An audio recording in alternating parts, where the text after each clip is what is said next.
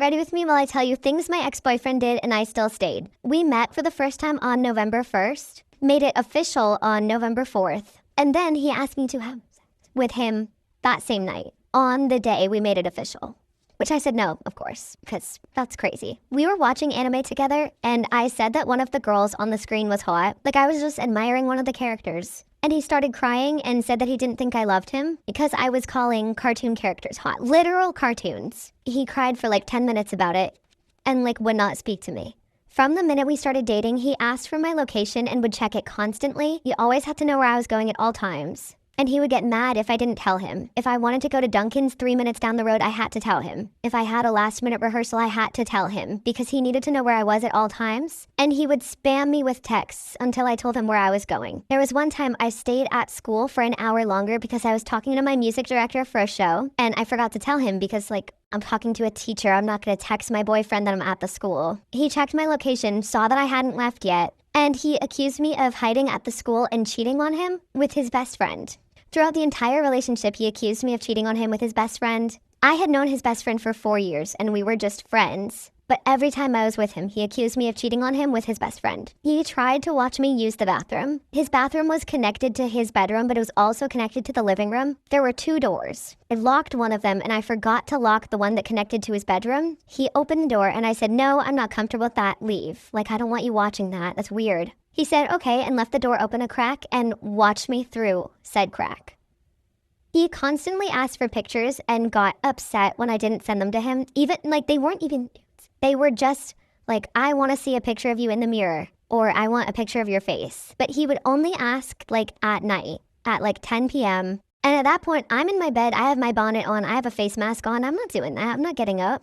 And frankly, I didn't even want to send the pictures anyways. Like, my philosophy is there's no need for pictures if you're going to see it in person. There's no reason to risk that and get them sent around. So I was totally against it. I was like, no, I'm not sending pictures. And he would get mad at me and constantly be like, "Please, please, please, please send them. Please, I need to see it right now." And it's like, no, you can wait. He told me that he needed to be my top priority above everything and that I wasn't making enough time for him. And mind you, I was spending all of my free time with him. I did not have any time to myself because I was devoting my entire life to this guy. I do theater, so our rehearsal schedule is pretty, like, intensive. We have a lot of rehearsals. Any day that I didn't have a rehearsal, I was at his house. I'm not going to skip a rehearsal to see my boyfriend because that's ridiculous. So he actually got mad at me when I wasn't spending time with him, even though I put all of my free time into him. He told me that I had too many friends and spent too much time with them, so he told me that he wanted to convert me to introversion. In doing so, he drove me away from all of my friends. I didn't speak to my best friend for maybe 2 months because he was convinced that I had too many friends and didn't make enough time for him, even though he was like the only person I ever saw. I was at his house so much that his family was like, "Don't your parents want to see you?" And I was like, "Yeah, but I literally can't." We fought a lot during our relationship, which is normal. It's a high school relationship. You're not going to expect much else. But the issue was we couldn't talk through it because he never heard out my side of the story. If he had done something to wrong me, which happened a lot, I would bring it up with him to explain why it made me upset and like, "Hey, like, we're fine. I just want you to know that you did this to me and it hurt me." He wouldn't listen to me at all and would just say that I was overreacting or like blame it on me and be like, "It's your fault. You should have spoken up." He said that a lot. He was like, "You should have told me in the moment." I did. And you didn't listen and you kept doing what you were doing to me. Because of all of this, he made a 2-minute apology video, pretty much blaming all of the things he did to me on having too much caffeine. Mind you, he had 11 Celsiuses in 1 week. He was fine. It was not the caffeine's fault. After all of this, I tried to break up with him 3 times. He said no the first 2 times, which is kind of crazy because if I'm saying I want to break up, you don't just be like, "No, no, no, we can try." No, we're breaking up. We're done. Months after we finally did break up, he confronted me about the rumors I was spreading, which was just me telling my story because he like assaulted me. So I was just sharing my story. And when I explained my side of the story to him, he said he didn't remember and he asked if I had any evidence. Evidence of assault? No. It was all in person. Do you want me to whip out an audio recording? Like, what? But anyways, I hope this was entertaining because my ex-boyfriend was actually evil. Thank God I was only with him for 2 months, but it could have been a lot longer. Finally put my foot down and broke up with him on the 3rd try. But thank you for watching, and I'm so sorry if you had a similar experience, because it actually is the worst feeling. I was living in the dorms at the time I was dating this guy, And I found out that he was cheating on me through this girl's private story that one of my guy friends was added to. She posted a picture of my boyfriend on her story with a bunch of hearts around his face. Also, she had a bunch of guys added to this private story, and she didn't even go to my college. My guy friend showed me this, and I looked closer. The picture was taken in his room, the floor above my room, in his dorm room. So obviously I flip out on him and I break up with him, right? Well, okay, that happened in, I believe, May. He goes home for summer break, okay? We leave college, we haven't talked or anything. Fast forward to August, he comes back and he's trying to talk to me. He's trying to get back together with me, blah, blah, blah, blah, blah. Apparently he tells this girl that he wants to work things out with me and ends things, basically. I don't know what they were. I don't know if they started dating, but at this point, he breaks it off with her in August. So at this point in my life, I don't know what this girl looks like. I had never seen her before. I knew her name because my friend told me her name was, we're going to call her Katie, okay? Her name was Katie. That's all I knew. But she wasn't actually even from the town that was from and going to college. Anyways, so one morning, I'm walking out to my car in the parking lot of the college, and I get in my car and I drive to the post office. I'm just running errands. So I pull up and I exit my car, and when I get out of my car, I see that I have a huge scratch from my side mirror all the way to the back bumper.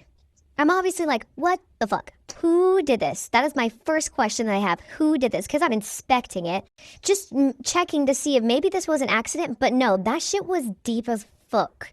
At this point in my life, I have no beef with anyone. I'm chilling. Like, life is good, okay? So I'm like, what the fuck? So I obviously file a police report, okay? And I file a claim with my insurance, whatnot.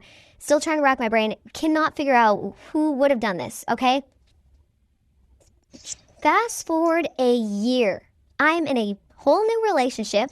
We are 6 months in at this point. We're very happy. Things are great, okay? I'm over this man that cheated on me.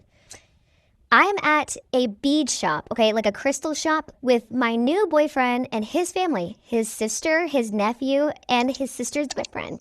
We're in this crystal shop for a good 45 minutes. We're in there for a while, okay? We're walking out. I am walking out with my boyfriend and his family to my car. And as we're walking out, these two girls come up to me out of nowhere and they go, "Are you Peyton?" And I go, "Yeah." Then they go, "We heard you were talking shit about our girl Katie." And at this point in my life, I didn't know a Katie. No idea. So I'm like, "Katie who?" And they're like, "Don't play dumb." So I say, "I don't know a Katie." "Katie who? Who are you talking about?" And before they can even answer that question, it clicks in my head and I'm like, "Katie, okay." Then I think, my ex. So I'm like, "Are you talking about Katie, my ex's name, that Katie?" And they're like, "You know damn well who we're talking about." And I'm like, Hold up. I haven't even spoken to that man in so long. And if you have a problem, take it up with him and not with me, because I have nothing to do with that situation.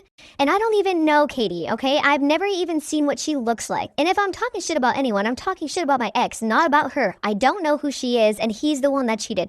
So I was like, if you have a problem, take it up with him, not with me. And then they go, "Don't talk disrespectfully to us." And I literally laughed and I got in my car and we drove away.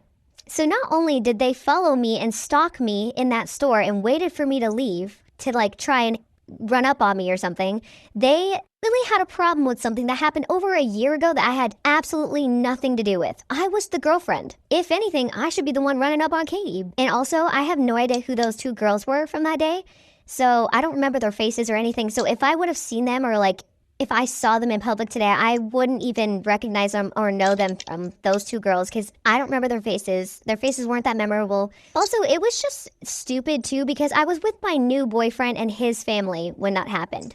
And it was funny because my boyfriend's sister's boyfriend was like, "Damn, I thought I was going to have to beat some bitches up." So as we're driving away, I'm thinking about it and I'm like, that's weird because the time that I got my car keyed was around that same time that my ex told her that he was trying to make things work with me and cut it off with her. And then I'm like, how did she know my name?